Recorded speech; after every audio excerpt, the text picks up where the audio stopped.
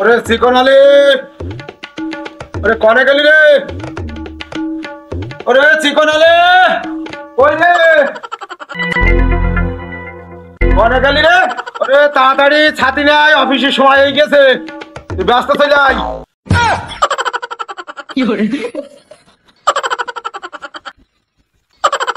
এই তো চাচা আমি চলে আইছি। চাচা আমি চলে আইছি। এই তুই করে থাকিস রে, কাজের সময় তোর পাওয়া যায় না।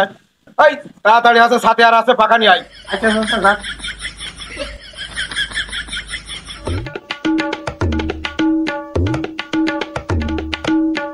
বলেন চাচা।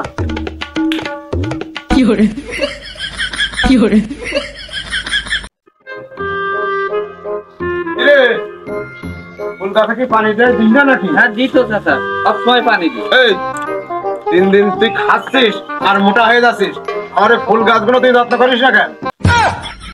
চাচা আমি যদি তোমার অতই খাতাম আর দিন দিন যদি মোটাই হতাম তাহলে চিকন আলী নাম হইলো কেন আমার? হেৎ, বেয়াদব, ওকে যদি তর্ক করিস, এই চল অফিস চল আমার সাথে। হাট। চলেন।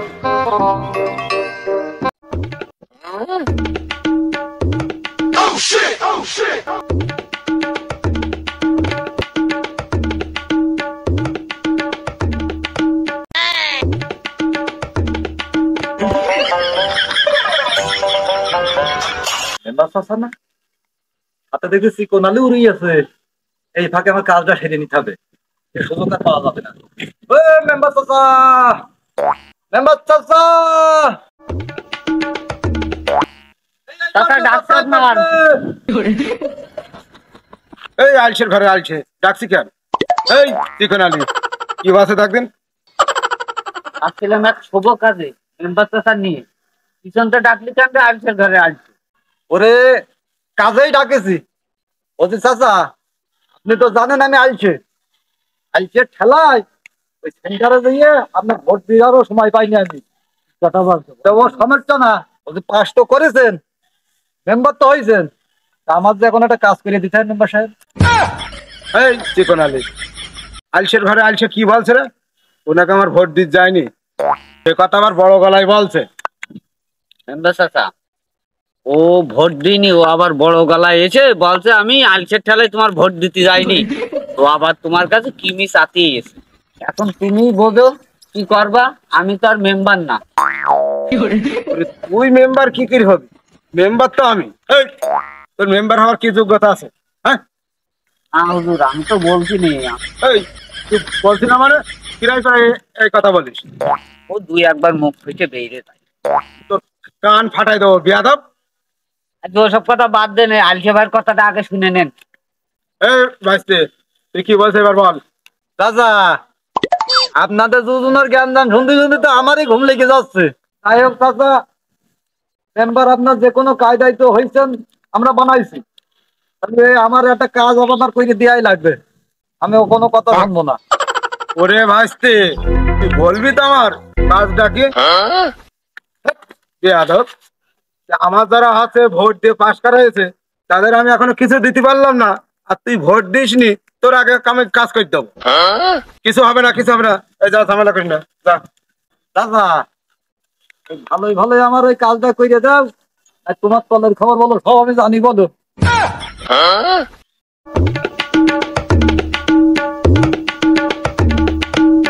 আচ্ছা ভাইস্তে তুই বল দেখি, তুই তো নাসর বান্দা, বল। চাচা আমি যে আইছে তুমি তো জানো ভালোই, এইভাবে আলছামে করিয়া চলছো না আমার, আমি করতে পারছি না।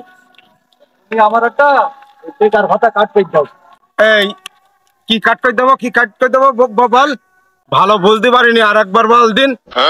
ওরে চাচা ওই বেকার ভাতা, বেকার ভাতা বোঝো না? বেকার ভাতা।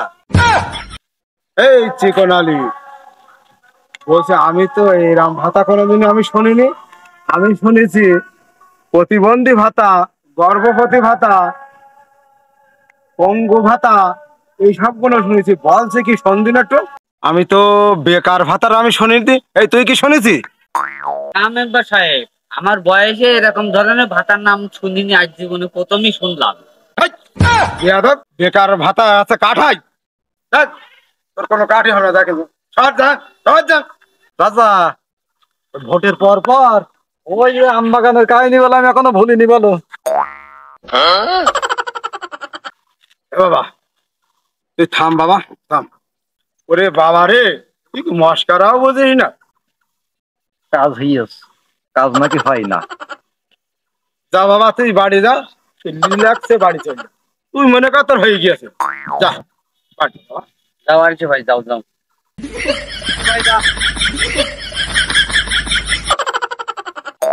ও চাচা, আমি ওই আলিশের ঠেলাই ও খোঁজ খবর নিতে পারবেন না, ওইটাই কিন্তু আমার পয়সা দিয়ে আনি বাড়ি। ঠিক আছে, এই গেলাম।